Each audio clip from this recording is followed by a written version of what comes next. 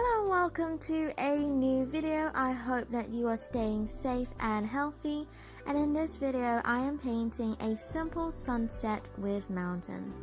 Before starting the tutorial, I'm going to quickly go over the materials.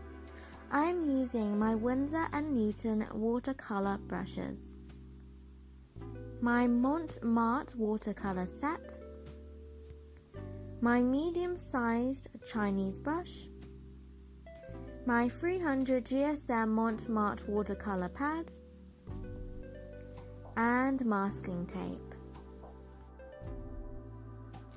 So before I started, I taped down the sides of my page with masking tape to prevent the page from warping and to get clean straight edges after painting. You should make your tape less sticky. Since I reused this tape, I already made it less sticky. This helps to try and prevent tearing your page, although it doesn't always guarantee it, and unfortunately this sadly happened with this painting.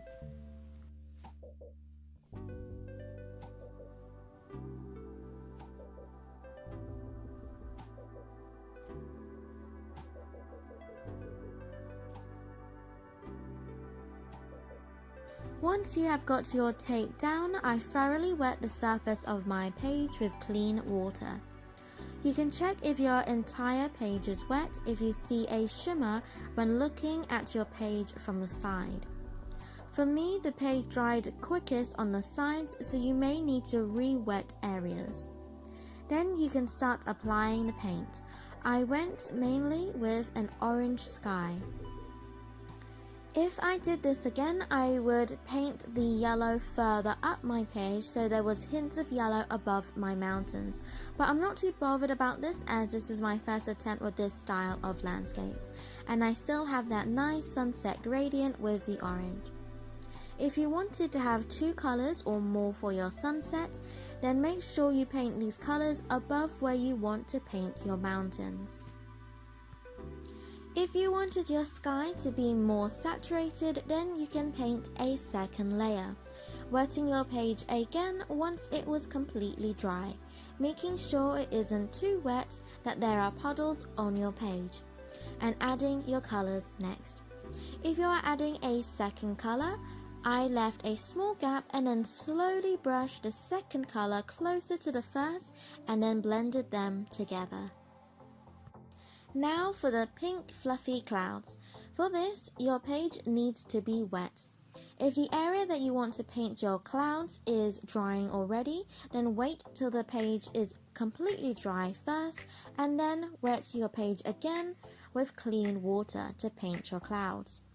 This will prevent you from having harsh looking clouds, lifting color from the layer below, and creating uneven patches of color. For me, my page was still wet, so I went straight in with painting the clouds. I used my smaller, round size 5 Winsor & Newton brush. What helps me to paint clouds is remembering to paint the top of the clouds with uneven bumps, and then the bottom with jagged edges. The sides or ends of the clouds get thinner and taper out. I paint the different clouds with different heights to each other and different sizes, but as they get closer to the horizon line, I paint them thinner and lighter. This is because this helps with creating that illusion of depth. The horizon line is further away, so the clouds are going to appear smaller and thinner. The clouds higher up are going to be larger as they are closer to us. They will also be darker as they are further away from the sun, which would be on or near to the horizon line if I had painted it. Anyways, time to paint the mountains.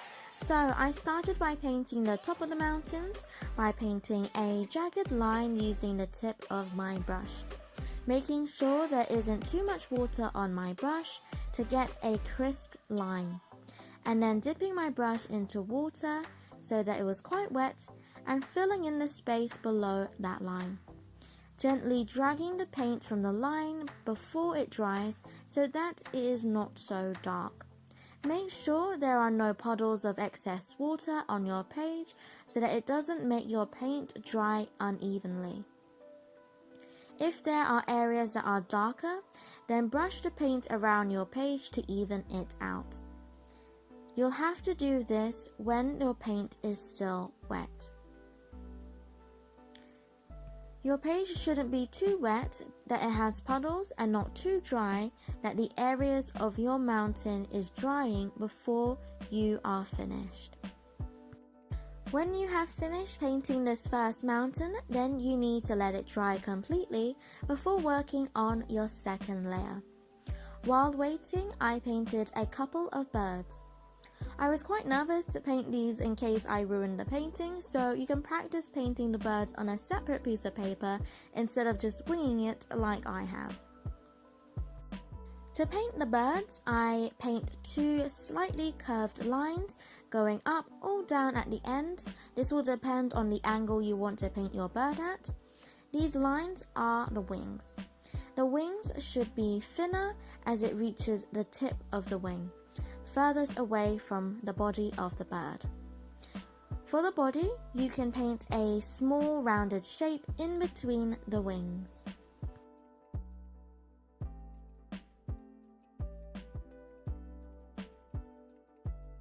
Okay, so once your first mountain layer is dry, then you do the same thing for your second layer, but having the mountain line lower than your first.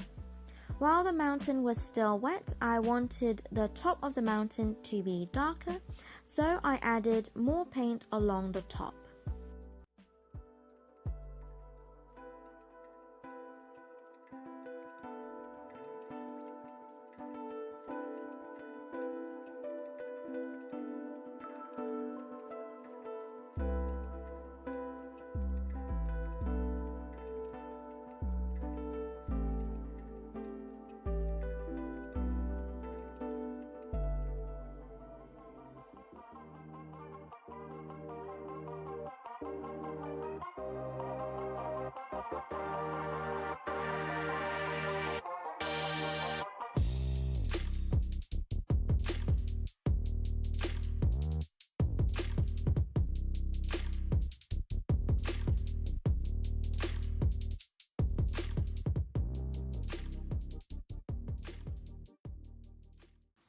Then I did the same thing for my third layer once the second layer was completely dry. I added more paint with this layer as it was my last mountain and was the furthest away from the sun.